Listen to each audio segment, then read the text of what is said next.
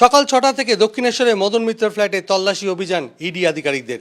প্রায় ১১ ঘন্টা তল্লাশির পর তারা চলে যায়। আমরা এই মুহূর্তে দেখতে পাচ্ছি যে এই যে ফ্ল্যাট, এখানে কটার সময় আসেন ইডি আধিকারিক? এখানে 7:30টার সময়। কি বললেন আপনাকে? ওনারা আগে চলে এসেছিলেন, আমি আসতে একটু দেরি হয়েছে। আপনাকে কি খবর দিল? আমার স্যার মদন মিত্র স্যার বলে একটু যাও, ইডি ইডি যাচ্ছে ফ্ল্যাটে, ওনাদের সঙ্গে সাহায্য কী কী চাইছে দেখতে দেখাও, এইসব বললেন। কি দেখলো? ওরা ওদের যেসব নিয়ে দেখলো, এদিক সেদিক জামা প্যান্ট ট্যান্ট আছে, কাগজপত্র কোথায় কী আছে এইসব দেখলে না। দেখার পর দেখে হচ্ছে ওদের ওনারা যেটা মনে করেছেন ওরা তো করেছেন, বসছিলেন। কি নিয়ে গেল? দুটো কাগজ নিয়ে গেছে এইটুকু জানি, যেটা দিয়ে আমি সই করেছি, ব্যাস এইটুকুই। যেগুলো দেখলো সেগুলো কিছু নিয়ে যায়নি?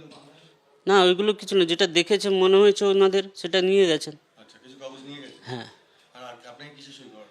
আমাকে ওই কাগজ নিয়েছি, আমি দেখেছি, ওইটা রিসিভ করলাম আমি। এতক্ষণ ধরে আপনাকে কি জিজ্ঞাসা করলো? আমাকে এই জিজ্ঞেস করলো তুমি কোথায় থাকো, এইখানে এইসব আমি কাজ করি এখানে স্যারের কাছে, এইগুলোই জিজ্ঞেস করছে। আর কি আছে? দাদা সম্পর্কে জিজ্ঞাসা করেন? দাদার সঙ্গে কি আমাকে কি জিজ্ঞেস করে কি হবে?